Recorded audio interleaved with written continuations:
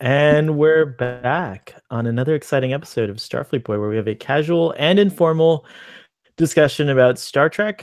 Right now, on this particular episode, we're focused on Star Trek Discovery. Pleased to be joined with by Sean from Trek on the Tube and Gary from Trek Reprise. Hello, gentlemen.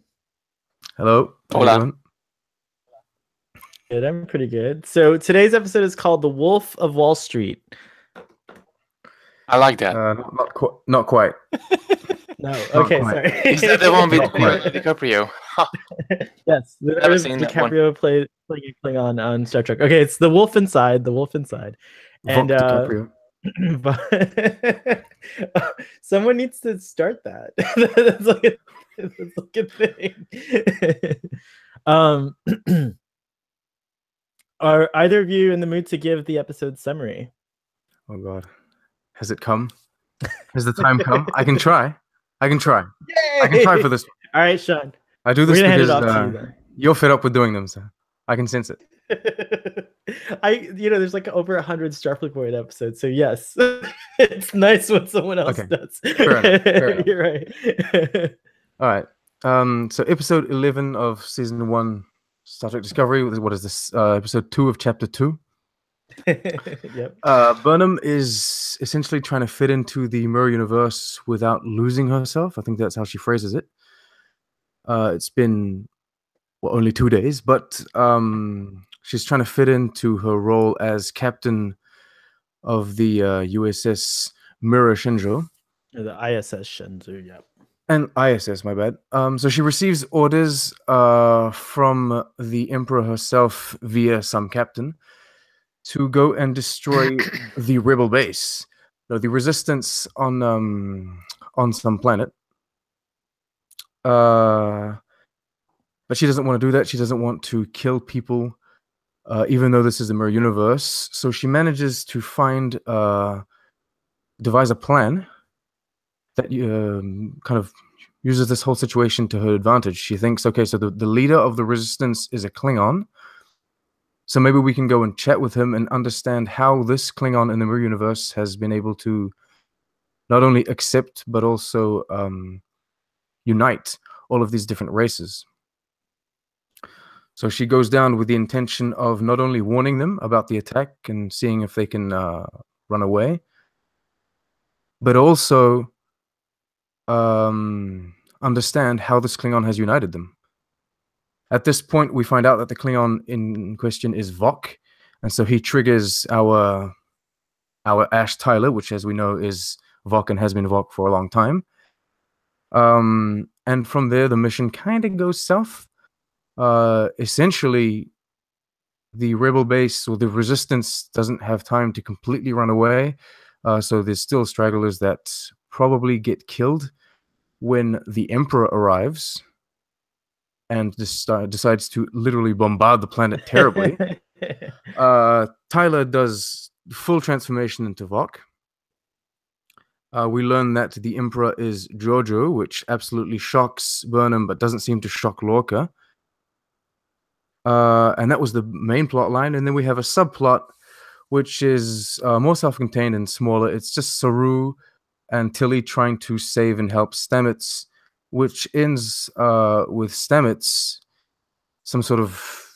in some sort of mycelial plane or something, meeting Merch has been expecting him. Very nice.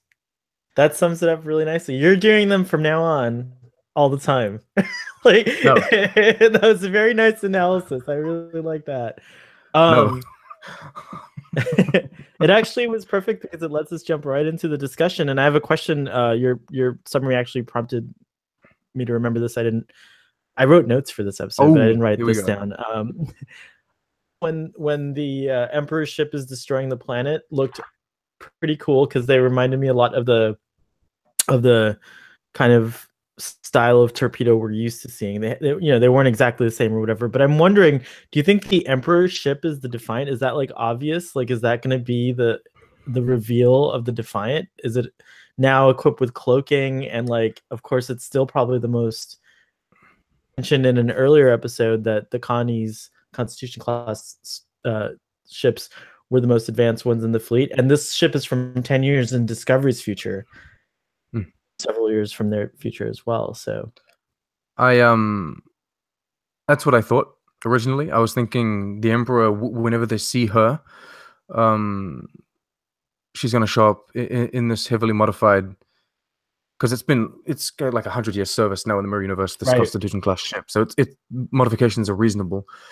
So I thought that she's going to, appear in that. But then I thought that they would really do something big, like show the ship come up. The Defiant would be here. They'd be all freaked out. Oh my God, it's the Defiant. And then view screen activates or holographic communication activates, and then you see her, and you're like, oh my God. Yeah. Or they would reveal her on the throne in the it would have been like a double in the palace. Yeah, a double whammy. A double nerdgasm in a way. But I feel like they didn't I don't know, it could still be the USS Defiant. Like her ship could still be the USS Defiant. At this point, I don't think so. Because they would have revealed it. I mean, it would have been bigger. Because it just seems like she turned up and then, hey, I mean, I'm gonna still hold out hope. We didn't even see the ship firing on the planet, which it's cloaked.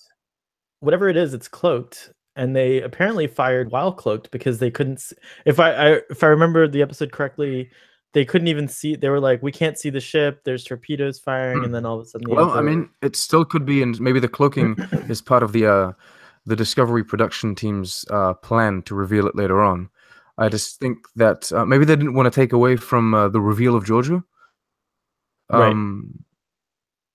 That's so. What I mean, think. It could still be, but initially, when you think about it, the first thing you come to is like, yes, this would be the leading ship, because, I mean, Sato essentially attacks Mirror Universe Earth with that ship in Enterprise, or she says that she's off to do that, and she's going to essentially establish herself as Empress of the Empire, thanks to that ship. So you would assume that ship is the most important in the galaxy at that point.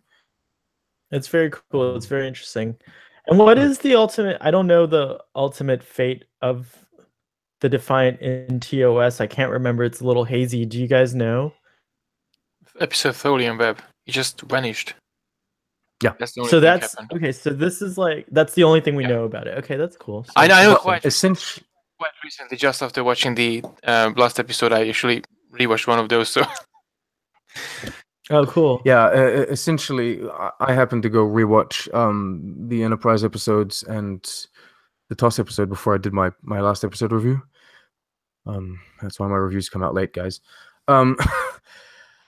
Essentially planned and well thought out, unlike Starfleet. Just kidding. Essentially, the ship. If we were to take the Discovery timeline in Prime timeline as it is now, about 10, 12 years after that, the Defiant disappears from Prime timeline. It goes and back Kirk's to kind of puzzled. Era. But then it goes back to the Enterprise era in like 2155, so it's like 100 years earlier. So it goes back to a little over 100 years. Mm-hmm. Turns out the Tholians were the masterminds behind that. So kind essentially Sato manages to the Terran Empire manages to steal it back. Sato steals the ship and has a plan to take over the Empire and essentially install the Sato dynasty. It's crazy. The implications of Enterprise kind of dawned on me the other night. I quote about it, but quote. The temporal Cold War. How dare you twat in my presence? You twat. Anyways, where was I? Oh yeah, so it kind of dawned on me that it's possible that like Enterprise events can kind of help me at least accept all the changes in technological advancement that seem to be present, and these like nitpicky things that I keep focusing on Star Trek Discovery. I came up with that new rationale. Before I was like, all right, we're not in the prime timeline, and you were giving me a hard time about that because you're like, you need to wake up to reality and say, okay, fine, we're in the prime timeline, but maybe it's an altered prime timeline, which could totally be the case, and we're seeing it for the first time. I think most people would agree in saying that yes, Enterprise when it came out seemed too advanced compared to the original series, but it was excusable simply because I mean it's over 100 years before. What makes Discovery so complicated to kind of justify is the fact that it's taking place so close to the Kirk era. But I think we can all agree in saying that Discovery seems like a very possible evolution or very plausible evolution from Enterprise. It really does look like a sequel to Enterprise, even though it doesn't necessarily look like a prequel to the original series. Right. And even and you know, I think I'm gonna have to like agree and accept that whatever, you know, just because I can't figure out how they're going to bridge the Discovery TOS era doesn't mean it's not going to be good. So we're just going to have to wait and see. All I can say is if Discovery, however it looks, if Discovery works well, if the storytelling works well, and if people, I mean, at this point, I'm in. If it works very well, it will bring on a new era of Trek. So we might have different movies that don't take place in the Kelvin timeline. We might have different spin-off TV series. We might have miniseries, and maybe some point down the line they could use one of those miniseries to tie Discovery in a little better. I agree. Fans have always done this. I don't see why the official production teams couldn't do it. It's just this show needs to be successful, and then once it is, then we can, use a 10-episode miniseries to tie it in a little more, and that'll be fine. I have to say, for me, it's been an up and down roller coaster, and I think very similar for you guys, more or less. But I think as soon as Discovery came to the Mirror Universe, for some reason it felt like now it finally came home as a Star Trek show for some reason, and I attribute a lot of that to Jonathan Frakes. I do think, just like, forget whether he's a fan or he knows the minutia or the details or whatever, the fact that he was involved for so long with Star Trek, I think helped to bring some of that knowledge or that feeling or that spirit to the current cast, which I think they're going to eventually find their way, but it's like you got a shot or like a boost of Star Trekness through the Jonathan Frakes experience. And in this episode, I felt like, there was still definitely, like, they didn't lose that for me in this episode. Like, on a technical level, as far as like, the construction of the show and everything, I think that like, they put a lot of the show's budget into the Jonathan Frakes episode, because we got some pretty cool like camera tricks and things like that we don't often see on Discovery that only enhanced it. But now I do feel like more invested with these characters than ever before, and now I'm actually really worried that Lorca's finally become super interesting. He was always interesting, but now I'm like, oh, okay, this guy's like, what's going on here, and like Nick from Ketwalski, I think that's Nick's last name, right? I'm just assuming. I don't know. I don't know either. But anyways, Nick from Ketwalski came up with an interesting theory, which I'm not sure that I'm entirely convinced is what's going to happen, but it's really compelling. And I think that like there's definitely evidence for it in the show. What do you guys think? Go ahead, speak, Gary. Yeah, no, I didn't want to put Gary on the spot this time because I'm always the one to prod him. So thanks, Sean. Well, I'll prod him. Come on, speak. Or forever hold your peace. Regarding to this video, I just watched it before I joined to the conversation. But as you said, it's really compelling, and I think there's a lot of things that we already predicted before, and it kind of became true. I think he's kind of on the right path to oversee the events what gonna happen in the next couple of episodes. It's quite logical, let's say, what he's predicting. I'm more or less on board with it.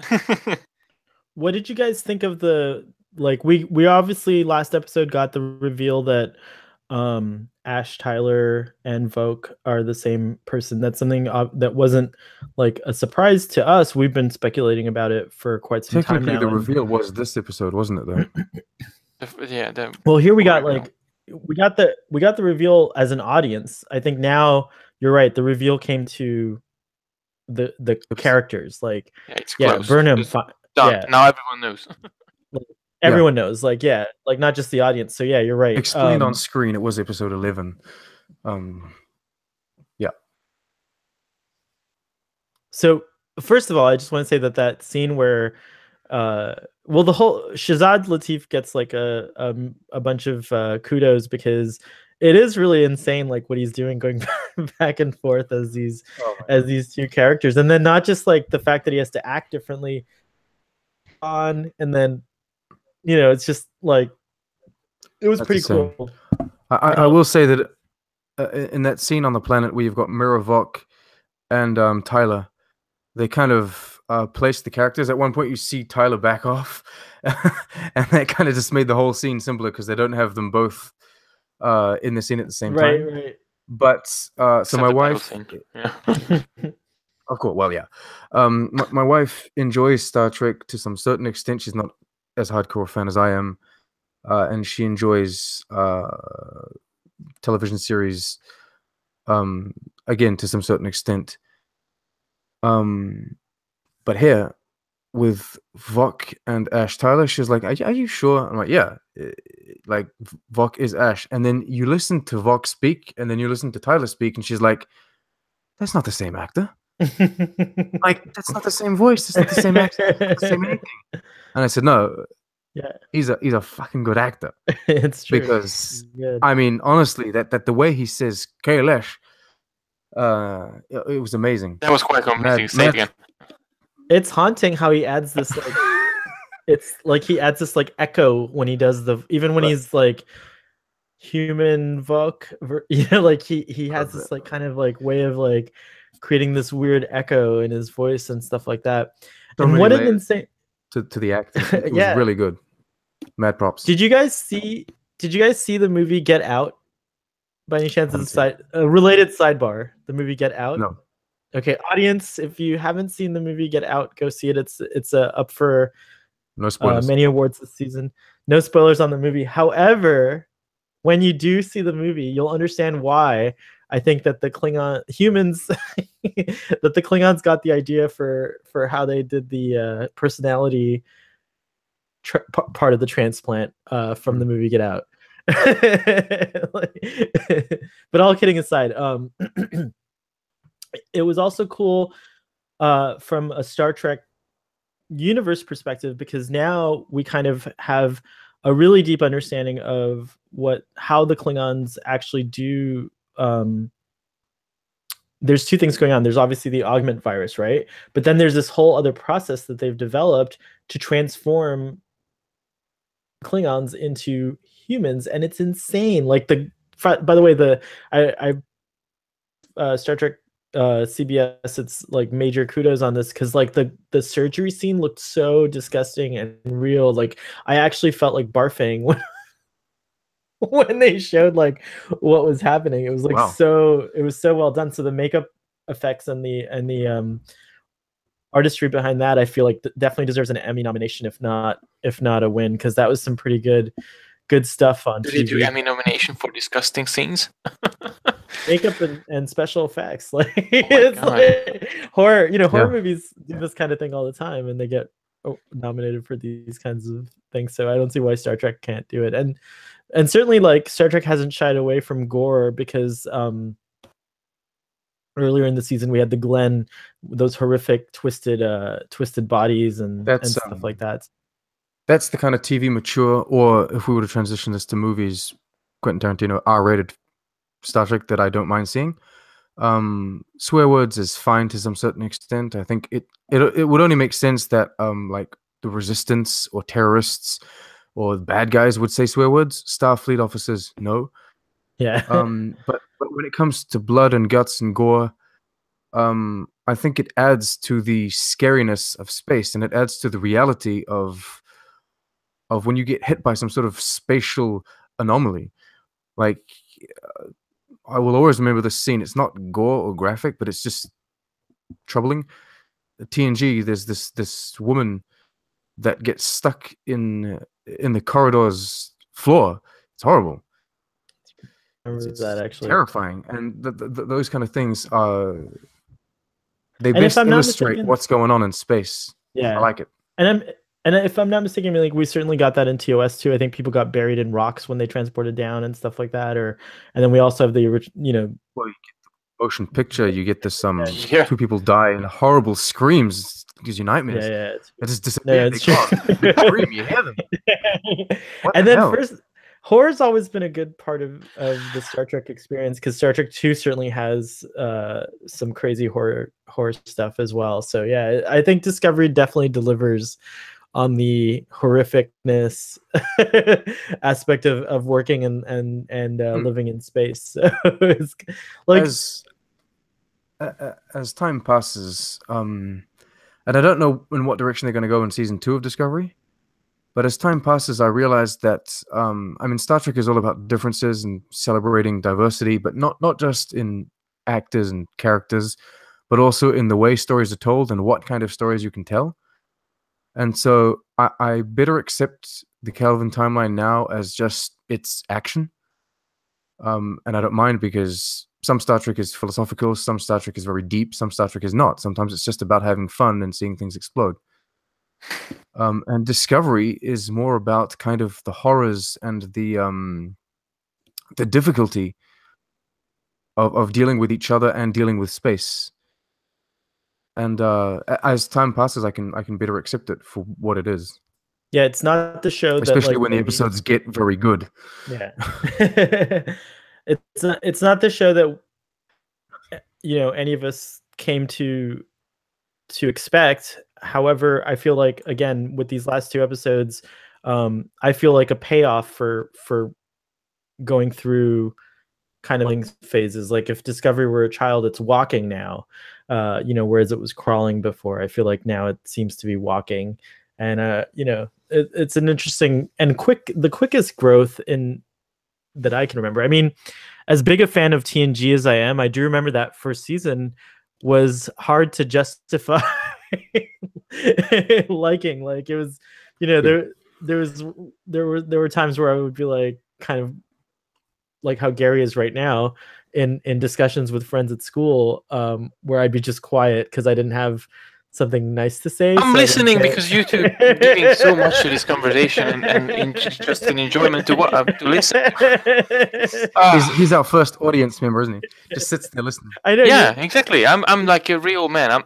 I'm literally, instead of commenting, I'm just commenting in live. That's it. Gary, you're the live studio audience. I have a question for you, Gary. Wow. Oh my god. I'm not chopping vegetables, by the way. You have to answer this question first, and then Sean can answer. So what was your favorite moment in this episode? And feel free to tell us why. The first conversation between Lorca and Burnham. That was the favorite. That's my favorite part. In the brig, where she kind of, and Lorca is out, and that's the only 2 person, and Burnham starts to talk about how she doesn't have her rank pips, but she's still Starfleet. That speech from Burnham gave so much hope and so much back from the essence of Star Trek, and I just loved it so much. It was a really good. I think that's the best part for me. She brought back something that I was missing from Discovery almost from the very beginning. That you needed to hear it, right, Gary? I needed to hear it. I saw hope. I saw the light at the end of the tunnel. It was really inspiring, and that charged me up so much. That's awesome. Just hearing that from her. The hopeful Burnham. We got that moment twice, because the end speech with Saru was pretty much in that same kind of vein, and then that was just an awesome Star Trek moment. It's almost kind of just reminded me of the way how Captain Janeway addressed the crew at the first episode. It's a little spoiler for you, but basically the ship and the crew stranded in the Delta Quadrant, and although they're so far from home, they still have to keep the essence of Starfleet and the essence of humanity that Captain Janeway delivered there, and you heard it from Burnham, and I just fell in love, and Saru as well. So I just fell in love with it. Good choice for the best moment. What about you, Sean? It's very small. It was the moment where I realized that Saru realizes that she put the data chip in Lorca, on Tyler. And at that moment, I was like, "Oh my god, I didn't see that coming!" And that was one of the only things that I haven't seen coming. Like I was like, "Holy shit!" She put the data chip on Tyler, and it completely flipped it for me because she was like, "I'm gonna kill Tyler," and then at first I was like, "No, she wouldn't do that," and then I thought, "No, she would do that. She's Burnham. She's not really a Starfleet officer anyway." So then I had come to the conclusion that fine, she would kill Tyler, but then they didn't kill him, which was the first surprise. I was like, okay, they didn't kill him. And not only did she like save his life and do things by the book, but she also actually fulfilled a mission by sending over the data. Yeah, she's like, oh my god. I enjoy Burnham for everything that she did in that. I enjoy the way that they kept the prisoner. They didn't kill him. It was a very good reveal for me. It may seem small, but it's not Empress Georgiou, but I like that. I was like, wow. Yeah. I really like. How about you, Mr. Starfleet boy? I think the whole sequence, starting from the reveal of Vok when he tells Burnham everything, from the fact that he killed, Culber, and just like the whole thing, the betrayal, all the way till Saru, and then it just keeps going up and higher and higher with the Empress reveal. I feel like that whole chunk of the episode was just like phenomenal and superb. And I thought it was interesting because this was the first episode that I could recall where the beginning credits didn't start till 14 minutes and 8 seconds, I think. Yeah. Until after the show had started. So it was the longest teaser that I could remember, opening, pre-credits sequence that I could remember on Star Trek. And we didn't get the playing with the length of the show, Sean, but I liked that they did this because it's kind of in that same same vein. Yeah. It is very modern. A lot of TV series are doing this now. So I sometimes look at I often take the time to actually look where the credits start, and sometimes you're like 15 minutes in the episode. That's crazy. I didn't realize. Like half the time you're really in the episode, and then the credits hit you, and you're like, "Wait, haven't we already seen them? Why are they now?" And that's why you're looking like, it's like, wow, it's very effective. Anyway, I will say that I didn't very much. I understand what they were trying to do, but I don't very much enjoy everything that comes before the credits. In this episode, because they've only been in the Mirror Universe for 2 days. And the whole speech about trying not to lose yourself, and not become like them, and not get used to having slaves and being. Wait, are you sure that they've only been there for 2 something? Yeah, I got the impression that they've been there longer. She says 2 days. Oh, really? Yeah. Well, we'll have to look. We'll have to watch it again. But I'm pretty. I've written 2 days. I'm a little piece of paper here, but. You're probably right. Because 2 weeks would be fine, but 2 days. Yeah. It bugged me both viewings because it seemed way too short a time to start saying this kind of things. I mean, it's not because you're in the Mirror Universe 2 days that you're going to become someone that accepts slaves.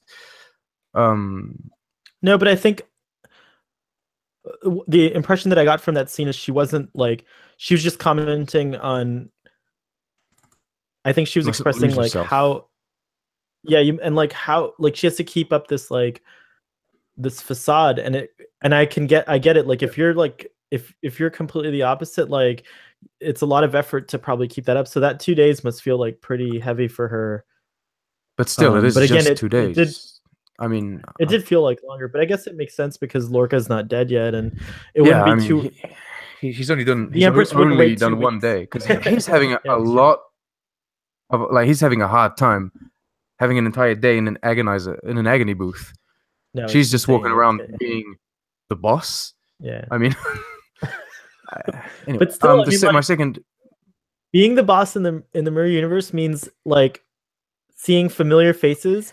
Like that scene I thought, which was really poignant, and another great scene in the episode was when she's called to kind of like oversee the beaming out of those crew members that were dissidents in some way. You know, they just thought wrongly of the Terran Empire, so they were being killed for like no reason at all. And they might be crew members that she like, just like, you know, I can't believe that what's his face is the only familiar crew member. She might have worked with those same exact people, even though we don't know their names or anything like that.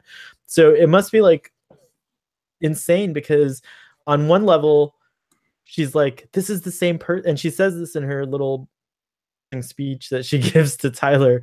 She's like, what is it that made these people choose a different path? They're biologically, physically, like, you know, it's the same person like that I knew in the universe, in my universe. Like, why are they so different here? Like, what's the defining factor? Because even, you know, like the actual Captain Killy or Captain Tilly is horrifying. Like she's a badass, but she probably murders like an insane amount of people.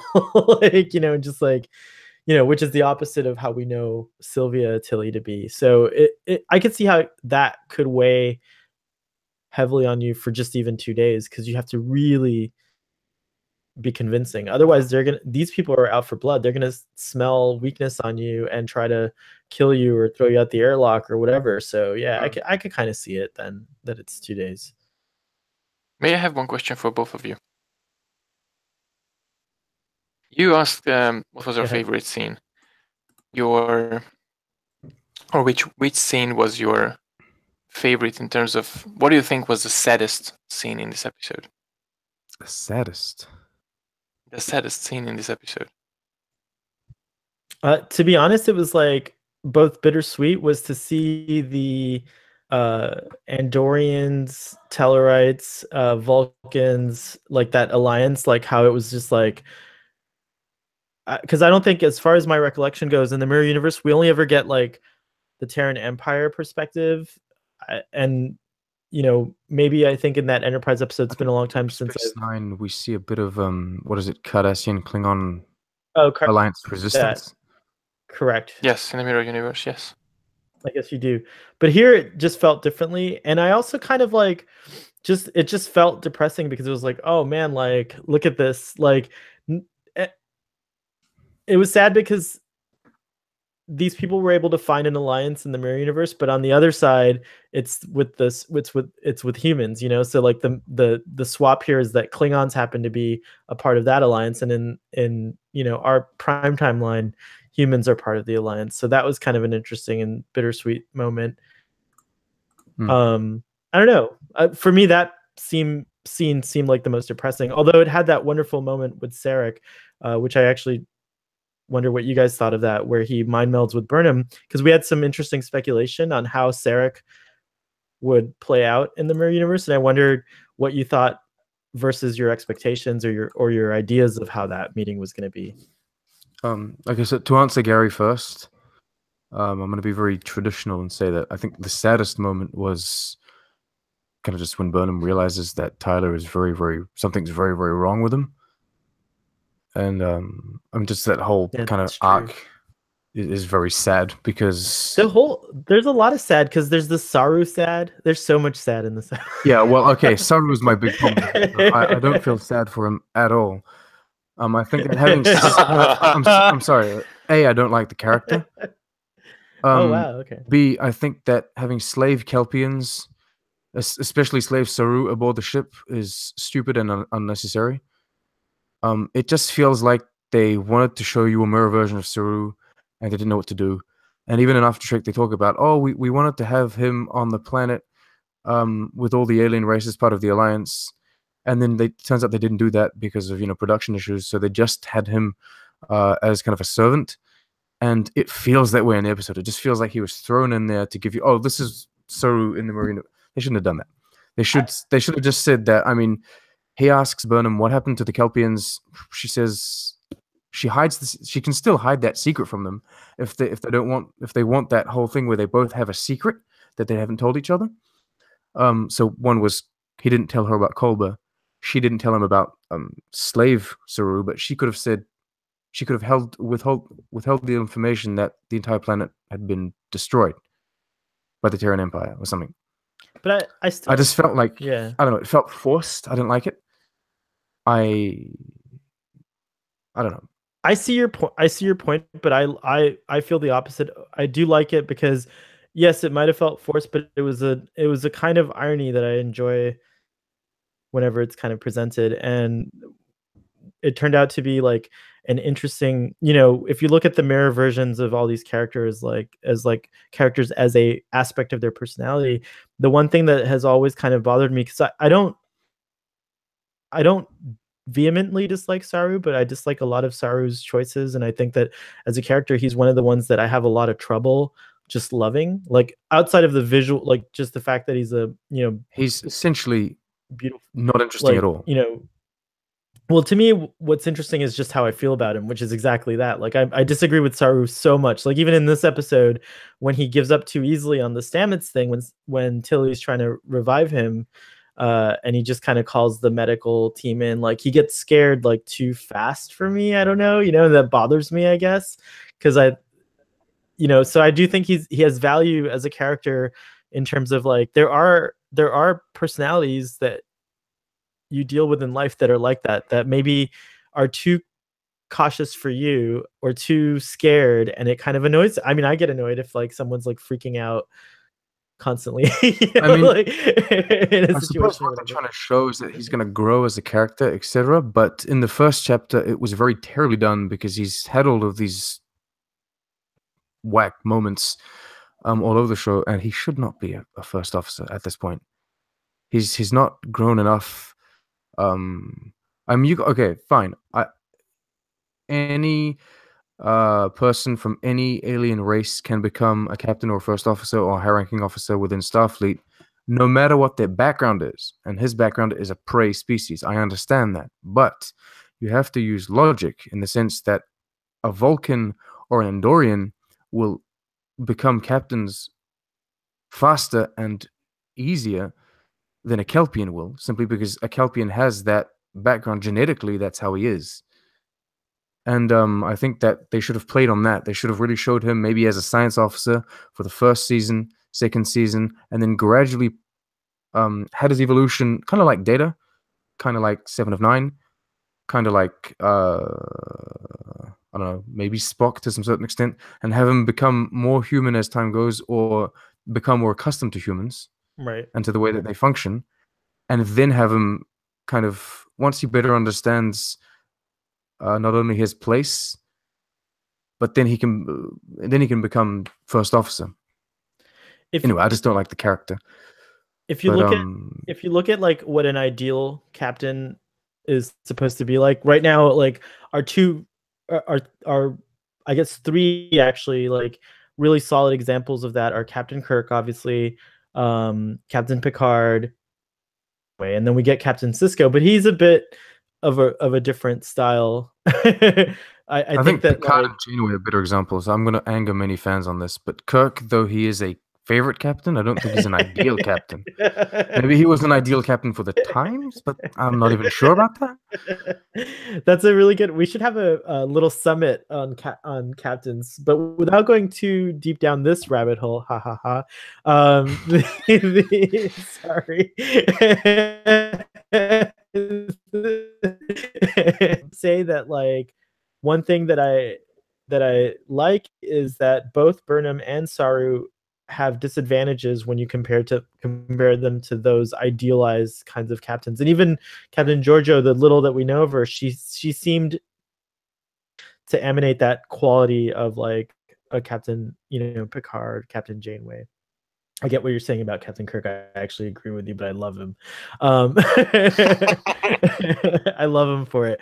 But my point, I guess, with that is that like Burnham's disadvantage is that she been conditioned as a Vulcan.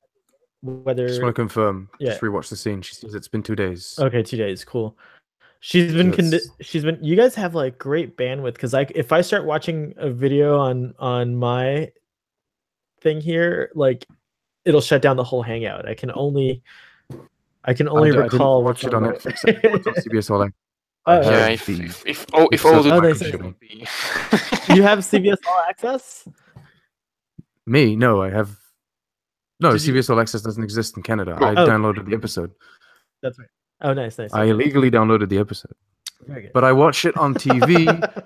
Before I watch it on TV with the ads, I sit through all the ads. Then I download the episode because I need to take screen caps for my videos. I don't know the laws in Canada or how all that's involved, but you know, maybe it just, you know, maybe that's like okay. Let's not worry about it. I feel morally fine. Good. Okay. I've I don't watched the think- episode on television. I sit through all of the ads. Come on. Get it? You know, it's funny. I watch After Trek on space.ca. Just terrible streaming service. I watch We it have on a the- long way to silent on go this before- subject. We have a long way to go before it's like Star Trek, where you can just. Okay, quick side note. At this point in 2018, there should be a website that's called StarTrek.com.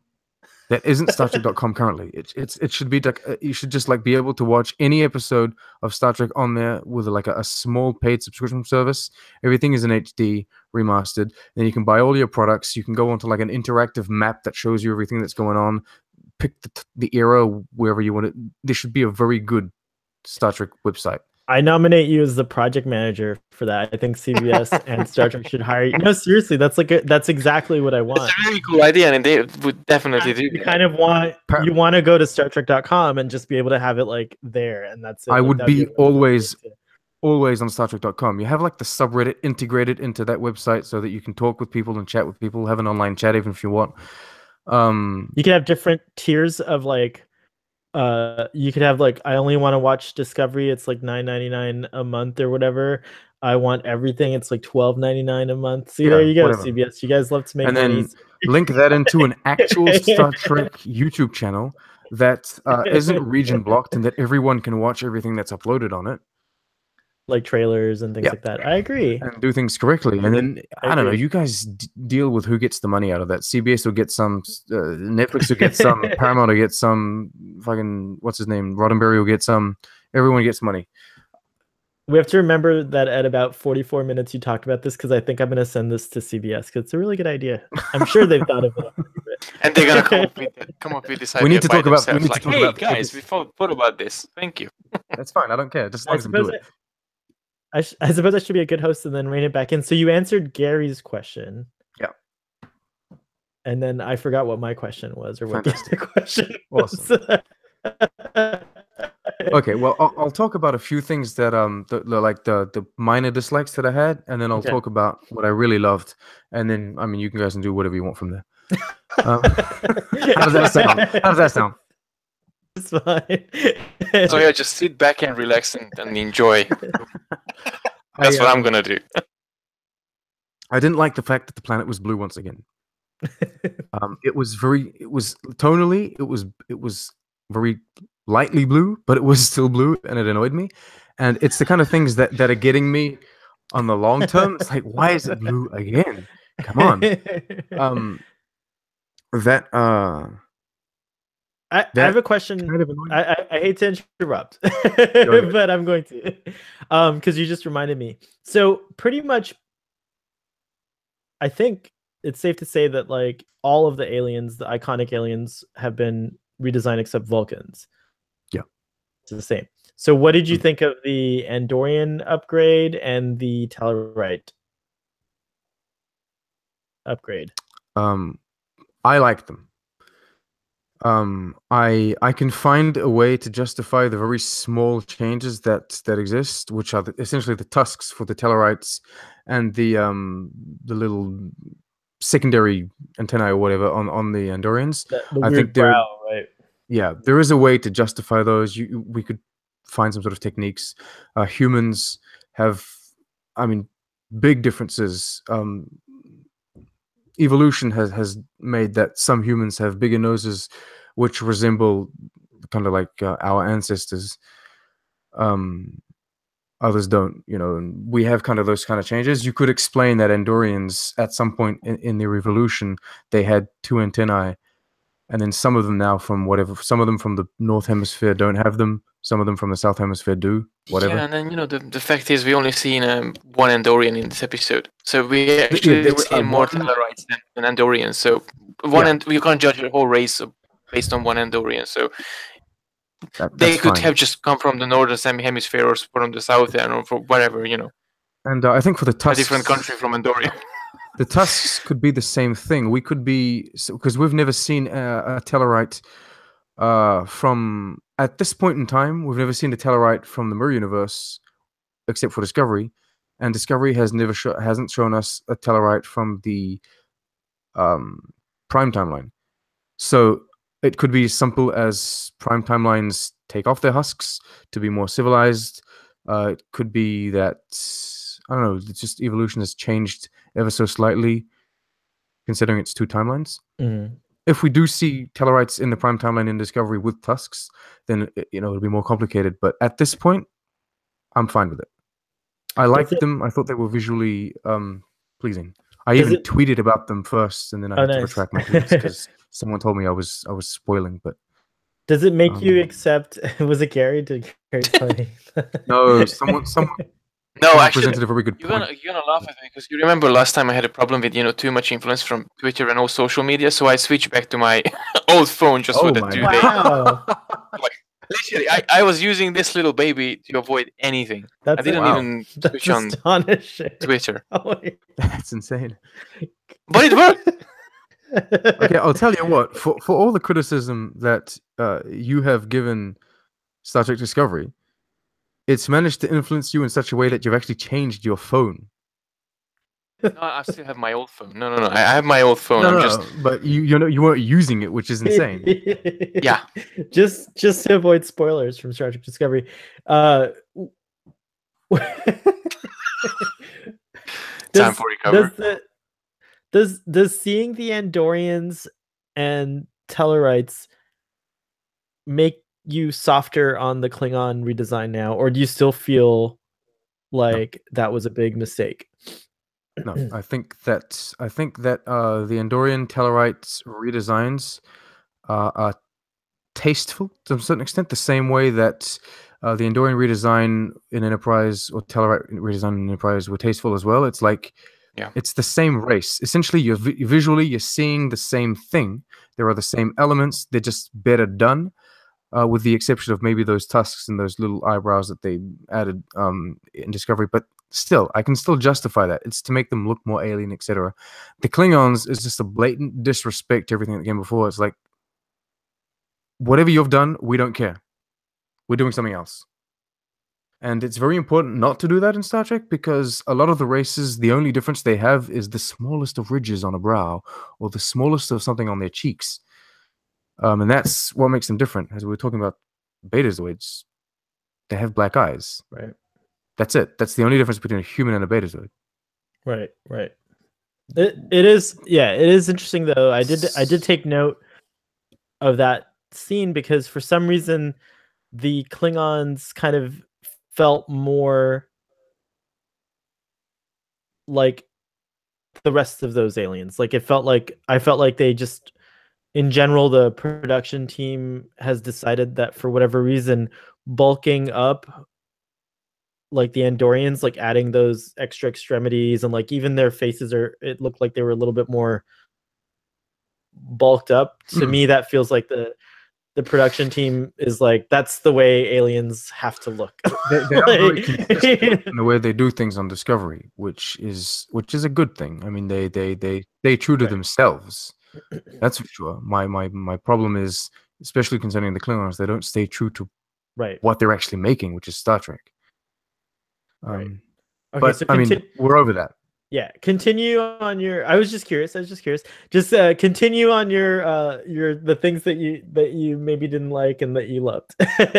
So the second thing that I didn't really like, but I can brush over. It's not too bad. It's just that Burnham and Tyler beam to the planet. So we know their Prime Timeline, and we know that their intentions are good, and they want to talk to what's his name, the Firewolf. But all of the others, they don't know that, so they start firing at them, and then she puts the weapons down and she says, we come in peace. And I think that's not enough for them to just show them where their base is. Like, hey, this is our rebel base. They don't know yet that everyone's that the Emperor has sent to kill them. They don't know yet that these guys are good people. All they know is that they are just 2 Terran Empire officers that have beamed down. And I don't think they should have just showed them the active camouflage and what have you. My wife pointed out that there's only 2 of them and there's a lot of resistance fighters, so they could just execute them at any time. Fair enough, but still, you wouldn't want to take the risk. I mean, they could have just lied to you. You showed them the active camouflage and showed them where the city is, and then they just beam up and then blow you up, and it's over. So that was a minor complaint that I had. But I think that, at least if I were the Firewolf or whatever, I definitely want to capture them and torture them or whatever I do in whatever I would knock them out and then bring them. I would knock them out and then wake them up once they're sitting in the base in some. Instead of revealing exactly where the base is, yeah. Especially considering they have a huge history with the Terran Empire destroying everyone for the past 100 years or something. And clearly that's why the huge player in that deal. Yeah. So it's just kind of weird. Well, clearly, this is where we we now know why the Terran Empire is winning, because the Alliance doesn't really make good military decisions. Oh, kind of things that I did love. I mean, I think here's the thing. I liked the episode. I really did. This is the same way I like Star Trek episodes that aren't Discovery. And then I complain about minor things. This is what I'm doing here. This is what I did for episode 10, which was a great episode. Episode 11 isn't necessarily great. It's kind of it's slower. But it's still a very good episode. And I like the fact that I only have a few little comments about it, not a whole bunch of complaints. There's a whole different vibe to all of us, I think, the tone and everything. That transformation with Tyler was really, really good. And I will say this again. I think the CG has changed in this chapter 2. I think it looks a little more fake, but it is a lot cleaner. And I understand what's going on screen a lot more. All of those space sequences. I haven't had a chance to go. No, you might be right, because I have not had a chance to go back and watch chapter 1.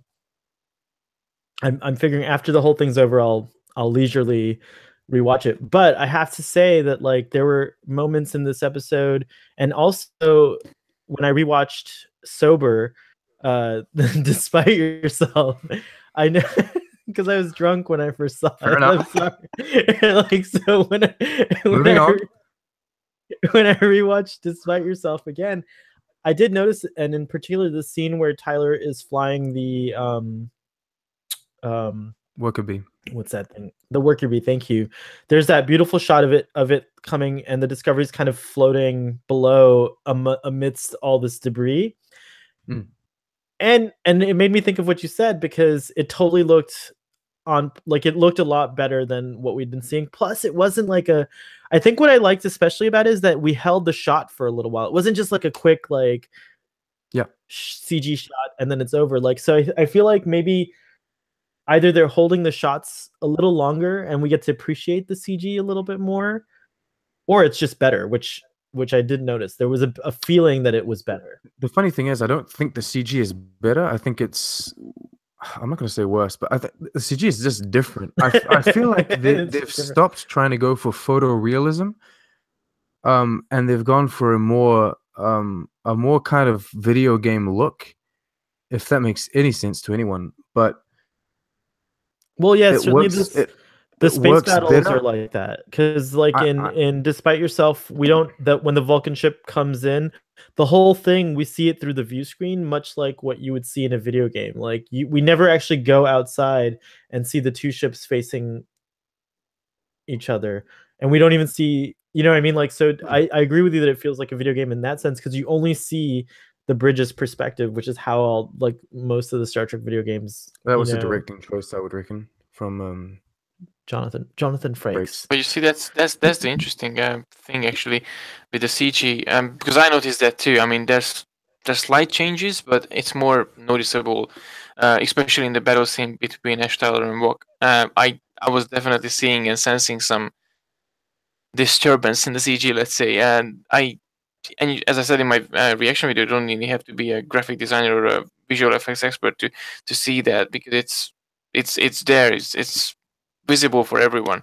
It's not as good as it was in season 1, I have to say. Although they still did a really good job, put together the two actors, the same actor in the two plays. But it felt like, and they actually cut the scenes together as well. Especially when Wok helps up Ash Tyler, like there's subtle camera movements that faded out the transition between the two, but it's kind of there. So it doesn't really ruin the whole thing, but you can see and you can see it. It's noticeable. Sorry, I didn't want to go on for long. No, we actually appreciate it when you talk, Gary. Yeah. I know. Did you have anything else, Sean? No, that was it. I greatly appreciate the episode. I only had some more. I loved the Mirror Universe kind of pajamas that Burnham has on.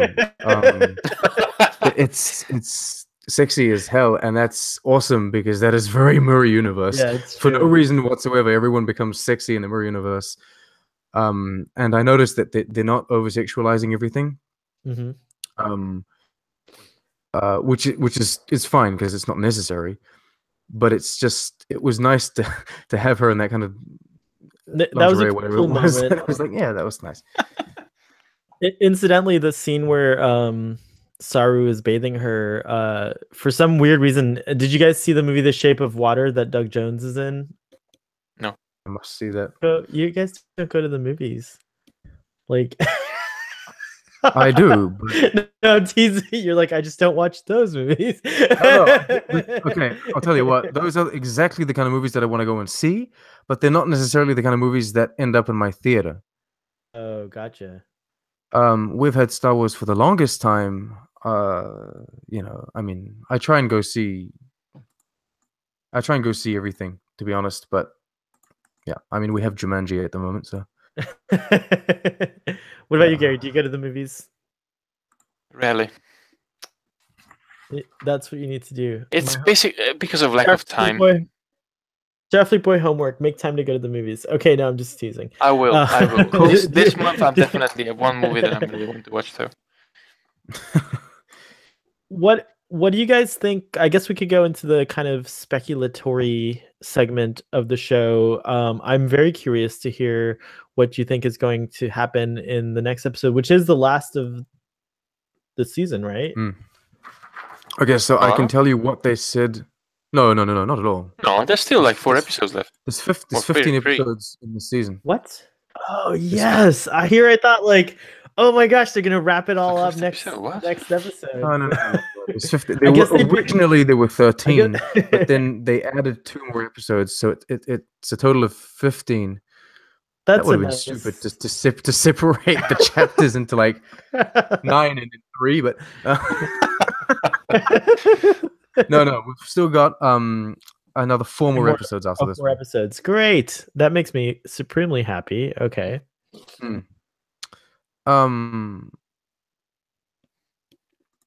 Okay, so essentially on After Trek, they explain that in the next episode. Well, they didn't actually explain this. It's just that after. I saw that after. They showed us a sneak peek, and the sneak peek explains what's going to happen. But essentially, the whole data chip that Burnham sent over, didn't contain enough information on the Defiant, and so they need to check out the Defiant. They need to find the information on the Defiant, which will be in the most likely in the sacred vault or whatever of the palace, the most badass vaults of the big palace. And good thing that they're actually going to the palace, What if because the palace they they captured Lorca.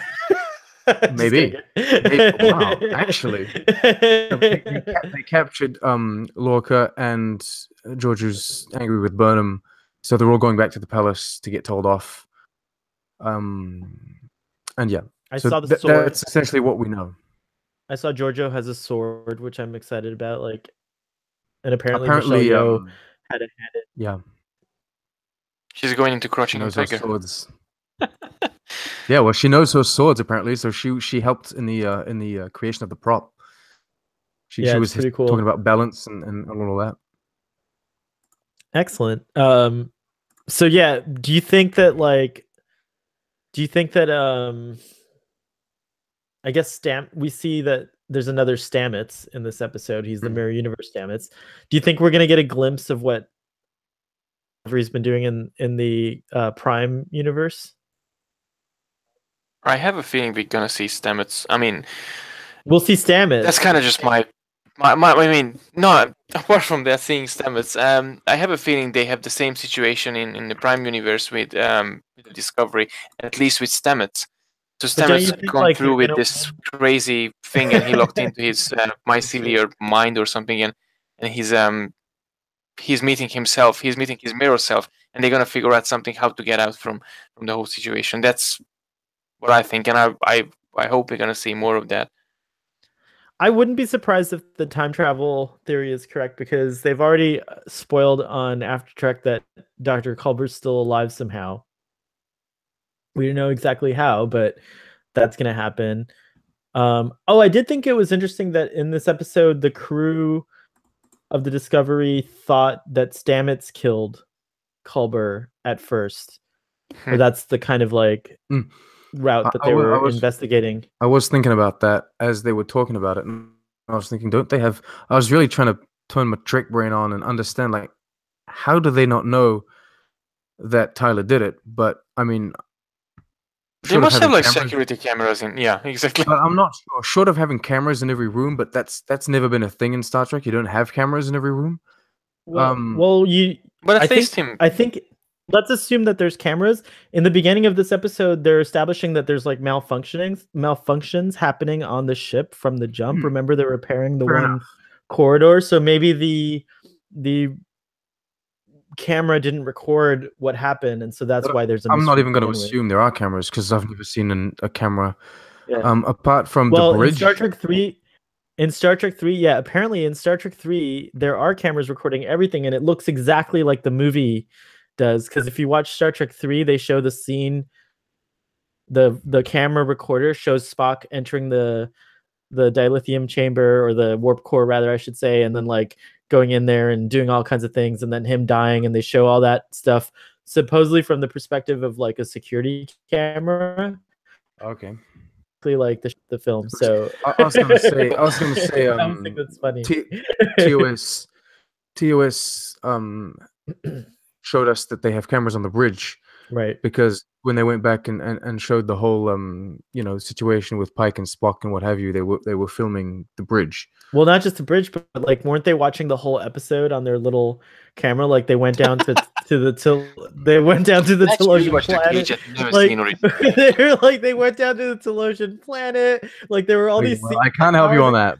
Like, how are you filming that? Like, what's like filming? No, but don't you have a crew filming in full HD everywhere you go? No, but the funny thing is, even if they don't have security cameras in sickbay that time, but someone might have just walked into the sickbay like, "Hey, who was the last person in the sickbay?" And they might find out like, "Hey, Tyler was here just like an hour ago." It's like, let's call him, ask him what happened, and no one seemed to ask him, even if it was a different ship. But they could have. I mean, I took the situation. There's no communication between the officers, or what? I think it's a logical assumption. Culber's dead, and there's Tyler there. Culber's dead, and there's Stamets there. Stamets is all fried in the brain. It's just a logical, right? It's just logical to assume that he killed him. Tilly witnessed Stamets throw Culber across the room. Also, he's got that super strength. There's really nothing to say that isn't the situation until He's proven to be guilty. Right. There's really then, no of course, reason to think otherwise. Burnham somehow lets the crew know after the betrayal, that because Tyler ends up in prison, so it's like obvious that like she lets him know, hey, it was actually by the end of the episode they figure it out, so it's kind of cool. It's just a curious moment that they actually thought, but that explains it really well. Anything else, gentlemen? This is probably the first time that I don't really have any specific predictions for next episode. I know that they're going to go to the palace, and I think they're going to do a story about the palace, and that's it. I think at some point we might see what's going on with the ISS Discovery. But I'm not sure they're going to place that in the next episode. I mean, looking at the episode title, it's called Vaulting Ambition, which I suppose is it's a play on words about the ambition of stealing from the vault. Right. So I think that's it. That makes sense. That's where we're going. And I mean, there's a big theory about Lorca since the very beginning actually being Mirror Lorca from the Mirror Universe, right? Which there's a lot of evidence to support that theory. There's more and more evidence. That's something that I didn't think about at all in the beginning, and then recently I've been thinking more about it because they're giving us more and more evidence. But I don't think that next episode will be one to reveal that. I think we're going to get an episode much more based around the palace, ending with a shot of them finding the Defiant or arriving at that asteroid. It'll be so nice to see the base Defiant. Or something. I hope we really do get the Defiant. Gary, do you have any predictions for the next episode, or just in general? I have only one prediction. The most solid prediction. I'm going to ditch my smartphone again for a couple of days. Fair enough. and just let it go. Just wait for the episode, watch it. Don't listen to multiple podcast prediction videos or something. Just that's it. After when they finish with the episode review, just wait. Okay, prediction for next week. That's it. Hashtag wait for it. Yeah, just wait for it. No spoilers. Nice. So what about you? I kind of really like aspects of the idea that Mirror Lorca is the Lorca that we've had all this time, and I have a wild prediction, which is it's part of Ketwalski's kind of vibes off of Ketwalski's thing, which is that at the end of this Mirror Universe thread, we're going to leave Lorca behind and come back to the Prime Universe without Lorca. So I think Jason Isaacs, who's kind of teased that he may not make it to season 2, maybe that's the tease. Now, I personally would like to see Lorca to die in a disfiguring way. Personally, I think if it's in the cards, I think I would not mind more Lorca season 2. Like, I don't think if a part of me doesn't want him to be Mirror Universe Lorca, or if he is, that he chooses to go back to the Prime timeline for whatever reason. Because I actually have come to enjoy the character a lot, and Jason Isaacs just gets better and better. He seems to bring so much more dimension to the role. In these last 2 episodes, he's just been killer. He's been really on point. So I like the character a lot. So personally, I would not like to see that. As far as if they do leave him behind, I think it would be interesting if they brought in a whole new captain altogether, because it would really shake up the crew. Because I agree with you, Sean. I don't think anyone's ready to take that. Tilly's not ready to be the captain, not in the Prime Universe. Burnham's definitely not going to be the captain. Has to be restored to Starfleet first. And Saru, I definitely don't think would make a good captain for the Discovery. So it might be interesting if they do leave Lorca behind, who would be their next captain? And that might be an interesting thing that change up the captain every season, maybe, or every few seasons or whatever. It's not outside of the realm of possibility. Well, they did promise new crews and new villains and new adventures in the teaser, in the very first teaser. So we might gonna get someone else apart from having Burnham. They forgot about that teaser, didn't they? Well, they kind of forgot about the whole thing. Yes, that was just Brian something Fuller. Together. That was when Brian Fuller was still on the project. So you can imagine that whatever, it's all, it's anything goes for that. As far as that is concerned. I'm not one to care about the kind of race, ethnicity, gender of the captain. I really don't care. If they want to give it, like, if they want to do a white guy, they do a white guy. If they want to do like an Asian chick, they do an Asian chick. Whatever. I don't care. But I did think it was interesting that after all of this talk of kind of, they wanted to show us strong, kind of colored female characters, that in the end the captain ends up being a white guy. I just found it very ironic. So if they really wanted to follow, like, pursue what they were going on, maybe they could just change it up and give us a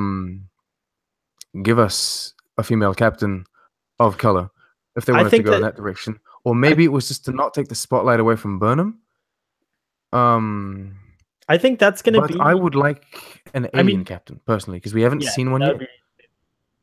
Make an alien captain, but I think that Burnham is going to become... My prediction overall, like how many ever seasons Star Trek Discovery is going to go on for, but I feel like that's something that, like, would be a great thing to save for like a 5th season or a 6th season, or even the finale. Like, maybe the show finally ends with Burnham getting a captaincy, and it could be the like she might. That's exactly what's going to happen. So I feel like that they're reserving that slot for Burnham. The best way to do it would be to like the final shot of the final episode of the final season would be Burnham sitting on that chair, and then they zoom back the way they zoomed away from the Mirror Universe, and she's like, engage, right? And then you get this, holy crap, she's captain now. I don't think they're going to do that because they tend to rush into things in Discovery. So they're probably going to do that before, but she's definitely going to become the captain. That's for sure. A captain. It would be interesting to have. It would be interesting to actually have the Shinjo repaired, and have Saru later on down the line become captain of the Shinjo. Yeah, and then so we have like ships where these 2 ships go, Saru on the Shinjo and Burnham on the Discovery, and they go out discovering things together. Because it would be safer to have 2 ships together anyway. The Shenzhou A. No, it would be very interesting. Yeah. The one thing that comes back to story. Oh, go ahead, sorry. Just one thing, when I was last week, I was rewatching the Tholian Web, the Mirror, and basically that 2 episode. And in the Tholian Web, there was a line when they boarded, the away team boarded the Defiant. Realized, okay, there was a mutiny on board, and Chekhov asked, like, was there any recorded accident? Was there any mutiny before? And Spock said, I quote, "There was never ever any mutiny in Starfleet in recorded history." So I kind of started thinking there was any mutiny, and actually Burnham is a Starfleet officer, and she was a mutineer. Does this really support the idea of time travel and resetting the timeline and forgetting about the Klingon War? The thing is, Spock forgets that he committed a mutiny as well when he says that. Yeah, but that was later on in Star Trek V. No? No, I'm talking about, Pike and whatever, when he takes control of the ship. I guess ultimately what a mutiny boils down to is if it's logged as one, right? Like, you can have these like little, disagreements where the commanding officer, the first officer disagrees with the captain or whatever. But if it's not like in Kelvin, Star Trek, Spock claims Kirk's trying to mutiny, like in that, so it's like, it all just depends, I guess, on what actually gets logged as a mutiny. So maybe there's been a lot of like disagreements on ships, but never has there ever been a mutiny that was logged. And it's unfortunate because I do think if Captain Giorgio had lived, she would not have logged it as a mutiny. I think she would have forgiven Burnham, let her cool off in the brig or whatever, and then reinstated her little, slap on the wrist or whatever, or what have you, or a reprimand. So I think it's an unfortunate circumstance for Burnham that Giorgio died because she has there's the crew only saw the mutiny. They don't know what happened after that, and so they're gonna be I've like, never well, blamed it's like Burnham I for haven't beginning either. for starting the war. I've never found that she's. But so the original series, The Menagerie, that's clearly a mutiny. Spock takes control of the ship, takes control of the bridge. Well, He- in he- that he sense, wants- they Yeah. did the same thing in Brothers. But yeah, he does. Right, he does do that, and he also does that in in. Data's just plain dangerous to have on a ship. but He again, just it's does not things. at He the end thinks of the that's day. the best thing to do. But Right. At the end of the day, I think the difference is that no one logs it as a mutiny. Like it's not reported as such, because well, it everything. is. It's a court-martial. Who, Spock's court-martialed? Yeah, that's the whole episode about. That's the whole episode. Yeah, but he isn't court-martialed. But he isn't. He's allowed to stay on duty. Once in that whole episode, once they realize why Spock did what he did, they say, okay. So you think that they could essentially it's logged as a mutiny. They have the whole court-martial, and then they think, okay, so it was justified, so it's not a mutiny. Right, exactly. That's what you're saying. Yeah, exactly. So that could be the same thing for Burnham. It It could happen. That could be. It was logged as a mutiny for Burnham, but at the end of the day, she not only saved the Discovery from the mirror universe, but also she brought back the knowledge on how to unite. Uniting the Klingon houses is the key to having them kind of forgive her, not fight against us. Right, and then so she unites the houses somehow. Klingons kind of stay on their side of the border and don't fight us anymore for a while, and then so she's redeemed and not a mutineer, and Spock's right. Yeah, she's no longer a mutineer, and Spock is still technically right. Right. Yeah. In that case, Starfleet has a problem because then they just keep on retracting all the mutinies. So it's easy to say that you reckon it's flawless if you just wipe everything off. It goes to show what a good organization Starfleet is, though, because it is unfortunate. Yeah. It is unfortunate if you are in, Okay. Always. Anyways, Starfleet's always right. So from the House of both of you, a big thank you for explaining this to me. Thank you very much. You're welcome. You're welcome. Rating the House of the Tube. Is welcome.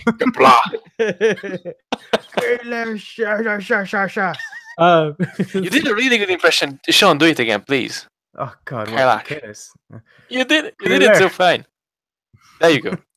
I would love to speak Klingon. Okay, I'll tell you what. I'd love to speak Klingon. Nice. There you go. You could. I know only certain things like Kapla success, right? Yeah, that's the only thing I remember one little sentence from Star Trek 6. Dujvets onukrin.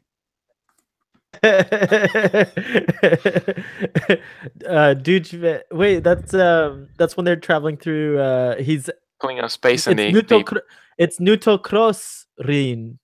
Ren? Yeah. This is really nerdy now, but it's Nutocross. I would love to speak Parcel Tongue as well. I'm not a huge Harry Potter fan, but I'd love to speak Parcel Tongue as well. That's a cool tongue to know. Is that a real language? Yeah. I'm not sure. I don't think. I think they just put. It's a real language in Harry Potter. That was it. Yeah, but I mean, they haven't made a dictionary. Whoosh. That's all I know. Hold on, let me get my. Yeah. Just so that we. Wingardium Leviosa. Okay. Anyways, there's a levitating spell. God, good lord. Gary, what's your rating? You get to go first this time. Why? You always go last. Because that's fine. I'm really happy with my state in this rating system. But still, I am the captain. You so. I did the episode recap. Yeah, he did the episode recap. Come on, you get to go first with the rating. So you do the rating first. That's how it goes. Okay. So, are you ready for this? Are you ready for this? Brace yourself. Yes. I'm gonna give it a really strong 9. Ooh, that's crazy. Gary has come around. Wow. 9. That's 9. God. I think this is the highest rating that I ever gave for any Discovery. That's amazing. Yeah, he will easily. I'm amazed. He easily gives Loxana Troy 10. So that's epic. Wow. Wow. don't- So I'll follow up. We'll let Sean go last this time. So I will follow up and say that this episode gets an 8.5 for me. So I feel just as strongly about it, but not quite as strong. Okay. I'm gonna give this episode an 8. An 8. Wow, we all get Sean, that's like, is that the highest you've given Discovery so far? Oh, 8.5 No, was last yes. week. Yeah, that's right. All right, nice. But it's a vast improvement from like episodes 8, 2.5 or whatever I gave it. But Oh yeah. It's true. Good lord. I don't even remember what happened there. It's exciting to see things coming together. I have to say that so far so good with The Wait, a whole chapter. We had to go through 9 episodes, as you said, to kind of get some of these like wonderful payoffs, and they are turning out to be wonderful payoffs. So I'm excited and looking forward to the next episode, and I'm excited about talking about it with you guys. So thank you for coming on the show, and audience, we'd love to hear what you think of Star Trek Discovery, the latest, what's going on, and as always, your comments are welcome below. I'm learning to remember that I'm on YouTube. All right, so live long. Like, yes, comment, subscribe, tell your friends. Subscribe. Tell your friends. Share the message. Share the message. All right, and if you made it this far, kudos to you. I'd love to hear from you. Live long and prosper, and see you guys next time.